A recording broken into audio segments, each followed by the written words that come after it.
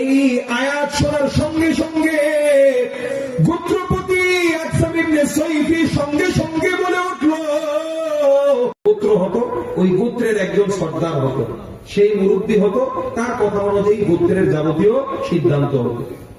তো গোত্র প্রধান ছিল আকসাম ইবনে সাইফি।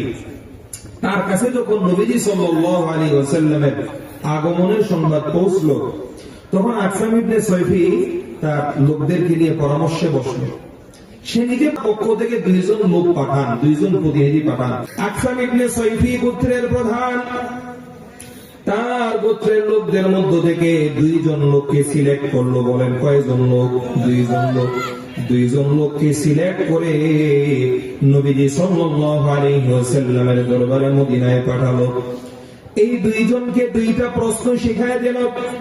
এক নাম্বার প্রশ্ন মান আনতা, দুই নাম্বার প্রশ্ন মা আনতা। প্রথম প্রশ্নের অর্থ হলো তুমি কে, দুই নাম্বার প্রশ্নের অর্থ হলো তুমি কি।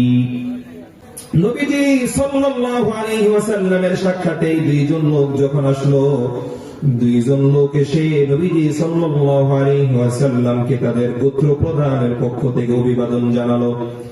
জানিয়ে এরপর বলল, আমাদের গোত্র প্রধান আপনাকে দুইটা প্রশ্ন করেছেন। এক নাম্বার প্রশ্ন মান আনতা, আপনি কে।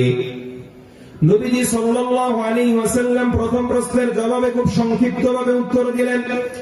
নবীজি বললেন, মুহাম্মদ বিন আব্দুল্লাহ, আমি হচ্ছি আব্দুল্লাহর ছেলে মুহাম্মদ।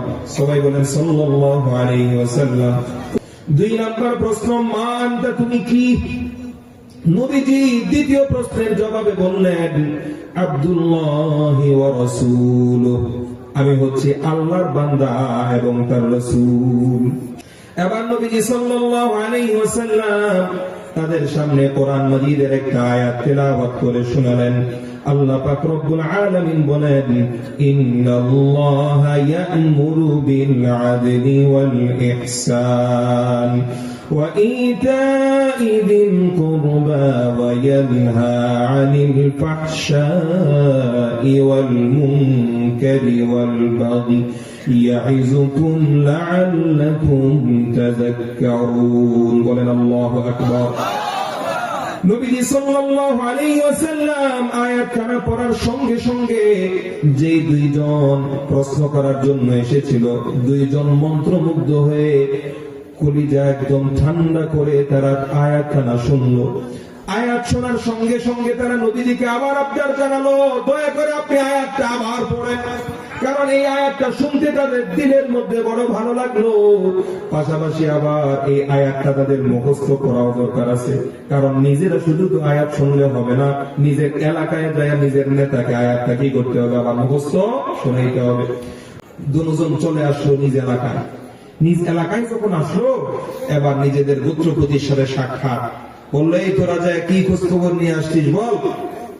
তো তারা বলতে শুরু করলো, আমরা প্রথমে তাকে দুইটা প্রশ্ন করেছি, দুই প্রশ্নের জবাব অত্যন্ত সংক্ষিপ্ত ভাবে দিয়েছে। কিন্তু এই দুই প্রশ্নের উত্তরের পর তার উপর তার রবের পক্ষ থেকে যেই কালাম অবতীর্ণ হয়, সেই কালাম থেকে আমাদেরকে একটু তেলাওয়াত করে শুনিয়েছে। নেতা বলল, তোরা মুখস্থ করছিস না? বলে, হ্যাঁ মুখস্থ করছি। তাহলে আমাকে শোনা। তারা এবার তেলাওয়াত করে শোনালো, ইন্নাল্লাহা ইয়া'মুরু বিল আদলি ওয়াল ইহসান ওয়া ইতা'i যিল কুরবা ওয়া ইয়ানহা 'আনিল ফাহশা'i ওয়াল মুনকারি ওয়াল বাগি ইয়া'iযুকুম লা'আল্লাকুম তাযাক্কারুন। তাফসীর ইবনে কাসীরের মধ্যে ঘটনা এসেছে, এই আয়াত শোনার সঙ্গে সঙ্গে গোত্রপতি আকসাম ইবনে সাইফি সঙ্গে সঙ্গে বলে উঠল, ও আমার গোত্রের লোক সকল, তোমরা ভালো করে জেনে নাও, নিশ্চিত ভাবে জেনে নাও, এই আয়াত যেই নবীর উপর অবতীর্ণ হয়, যেই ব্যক্তি এই আয়াতের দাওয়াত লোকদেরকে দেয়, এই আয়াত সাধারণ কোন মানুষের কালাম হতে পারে না। তোমরা নিশ্চিত জেনে রাখো, নিশ্চয়ই এই আয়াত যার উপর অবতীর্ণ হয়েছে, নিশ্চয়ই সে আল্লাহর পক্ষ থেকে সত্য নবী ব্যতীত কিছু নয়।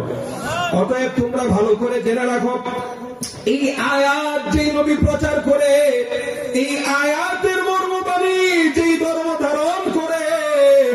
এই আয়াতটা যে কিতাবের অংশ, এই ধর্ম, এই নবী, এই কিতাব কেউ ঠেকায় রাখতে পারবে না। আজ হোক কাল হোক, শুধু আরব নয় গোটা বিশ্ব এই কিতাব জয় করে নিবে।